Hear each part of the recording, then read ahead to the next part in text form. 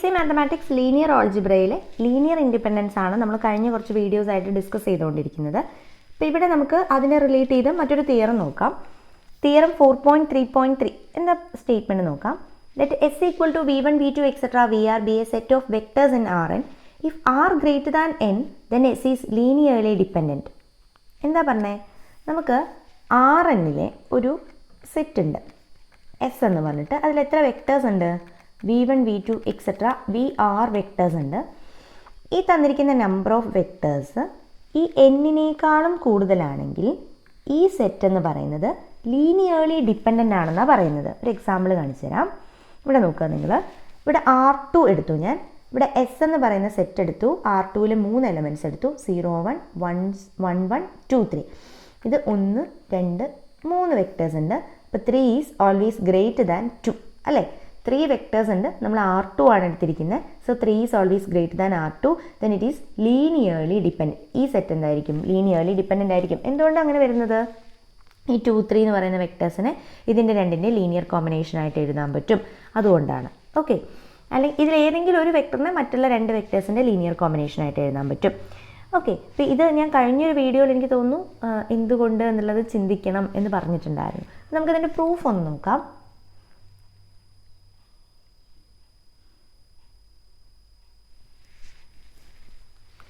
Okay. നമുക്ക് S എന്ന് പറയുന്ന സെറ്റ് ഉണ്ട് നമ്മുടെ കയ്യിൽ. ആറിലെ ഒരു സബ്സെറ്റാണ്. v1 v2 etcetera V R 6 elements ആണുള്ളത്. ഈ v1 എവിടത്തെ സെറ്റാണ്? v1 v2 etcetera V R എന്ന് പറയുന്നത് ആറിലെ ഒരു സെറ്റാണല്ലേ. അപ്പോൾ v1 എന്ന് പറയുന്നത് ആറിലെ ഒരു എലമെൻ്റ് അല്ലേ. അപ്പോൾ ആറിലെ എലമെൻറ്റിന് n കമ്പോണൻസ് ഉണ്ടാവും അല്ലേ. n ടപ്പിളായിട്ടാണ് നമ്മളത് എഴുതുക. v2നെയും നമുക്ക് n കമ്പോണൻസ് ഉണ്ടാവും. അതിനെ n ടപ്പിളായിട്ടാണ് എഴുതുക. അങ്ങനെ ഈ 6 എലമെൻറ്റ്സിനെയും നമ്മൾ n ടപ്പിളായിട്ടാണ് എഴുതുക. അപ്പോൾ നമ്മൾ അതിനെ ഒന്ന് അങ്ങനെ റെപ്രസെൻറ്റ് ചെയ്യുകയാണ്. v1 equal to v11 v12 etcetera v1n. n ടപ്പിളായിട്ട് നമ്മൾ v1 എന്ന് പറയുന്ന വെക്ടറിനെ റെപ്രസെൻറ്റ് ചെയ്തു. കാരണം v1 എന്ന് പറയുന്ന വെക്ടർ Rnലുള്ളതാണ്. v2 equal to v21 v22 etcetera v2n. അതുപോലെ vr equal to vr1 vr2 etcetera vRn. അതുപോലെ ഈ r വെക്ടേഴ്സിനെ നമ്മൾ n ടപ്പിളായിട്ട് റെപ്രസെൻറ്റ് ചെയ്തു. ഇനി ആൻഡ് കൺസിഡർ ദ ഇക്വേഷൻ. നമ്മളിനി എന്താ പ്രൂവ് ചെയ്യേണ്ടത്? ആർ ഗ്രേറ്റർ ദാൻ n ആണെങ്കിൽ നമുക്ക് പറയണം these elements are linearly dependent ആണ് എന്ന് പറയണം അല്ലേ. അതിനായിട്ട് നമ്മൾ എന്ത് ചെയ്യണം? 0യുടെ ലീനിയർ കോമ്പിനേഷൻ കൺസിഡർ ചെയ്യുക. That is consider the equation k1 v1 plus k2 v2 plus etcetera up to kr vr. v1 v2 etcetera vRൻ്റെ ലീനിയർ കോമ്പിനേഷൻ ഈക്വൽ ടു 0 എടുത്തു, അല്ലെങ്കിൽ 0യുടെ ലീനിയർ കോമ്പിനേഷൻ എടുത്തു. ഇനി നമ്മൾ പറയേണ്ടത് k1 k2 എക്സെട്ര kr ഇതിൽ at least 1 എങ്കിലും നോൺ സീറോ ആണെന്നാണ് പറയേണ്ടത്. Okay. If we express both sides of this equation in terms of components and then equate the corresponding components we obtain the system. ഈ ഒരു സിസ്റ്റം കിട്ടുന്നതാണോ പറയുന്നത്. അതായത് ഇവിടെ നമ്മൾ എന്താ ചെയ്യുന്നതെന്ന് വെച്ചാൽ v1 എന്ന് പറഞ്ഞാൽ n ടപ്പിൾ ആണല്ലോ. ആ v1 n ടപ്പിൾ അവിടെ എഴുതി കൊടുക്കുക. v2 എന്ന് പറഞ്ഞാൽ അനദർ n ടപ്പിളാണ്, അത് എഴുതി കൊടുക്കുക. എക്സെട്ര അപ് ടു vr എന്ന് പറഞ്ഞാലും n ടപ്പിളാണ്, അത് എഴുതി കൊടുക്കുക. അത് എഴുതിയിട്ട് ഞാൻ ഈ ഇക്വേഷൻ ഇവിടെ എഴുതി വെച്ചിട്ടുണ്ട്. അതായത് നമ്മുടെ കയ്യിൽ equation k1 v1 plus k2 v2 plus etcetera up to kr vr equal to 0. ഇനി ഇതിനെ k1 ഇൻറ്റു v1 എന്ന് പറയുന്ന n ടപ്പിൾ ഇവിടെ എഴുതി കൊടുത്തു. v1 v2 etcetera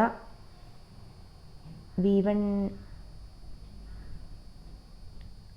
n tuple അല്ലേ എഴുതണ്ടേ? v1n. ഓക്കെ. k2 എന്ന് പറഞ്ഞാൽ v21 v22 etcetera up to v2n plus etcetera up to vr1 vr2 etcetera up to vRn equal to എന്താണ്? Rnൽ 0 അല്ലേ പറയേണ്ടത്. അപ്പോൾ Rnൽ 0യും n ടപ്പിളായിട്ട് എഴുതി. ഇനി നമ്മളിത് കമ്പോണൻറ്റ് വൈസ് ആഡ് ചെയ്യുക. കമ്പോണൻറ്റ് വൈസ് ആഡ് ചെയ്ത് കഴിഞ്ഞാൽ നമുക്ക് k1 into v11 plus k2 into v21 plus kr into vr1 അങ്ങനെ കിട്ടില്ലേ. അപ്പോൾ നിങ്ങൾക്ക് കിട്ടും k1 into v11 plus k2 into v21 plus etcetera up to kr into vr1. ഇവിടെ kr into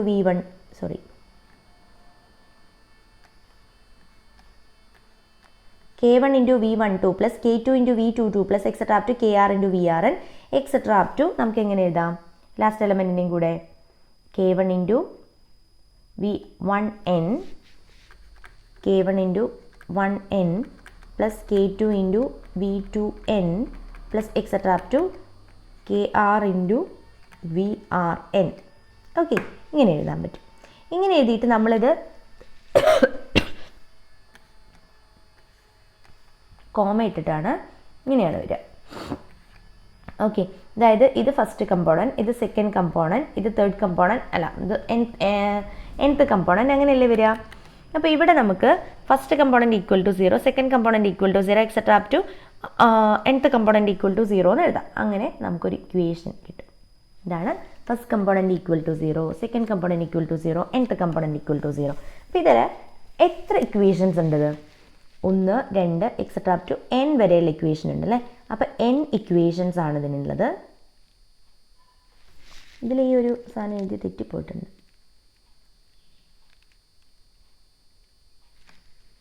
Vn1 plus V2y. ഇവിടെ അതെ ഇവിടെ വരേണ്ടത്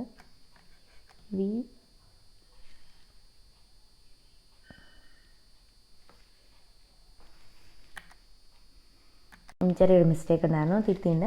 V11 K1 പ്ലസ് ഇവിടെ V21 വന്നല്ലേ, ഇവിടെ V12 വരും, ഇവിടെ V22, ഇവിടെ VR2. നിങ്ങൾ എഴുതുമ്പോൾ തെറ്റിപ്പോവില്ല, കാരണം നോക്കിയിട്ടല്ലേ എഴുതാം. ഞാൻ അപ്പുറത്തപ്പുറത്തൊക്കെ എഴുതിയപ്പോൾ തെറ്റിപ്പോയത്.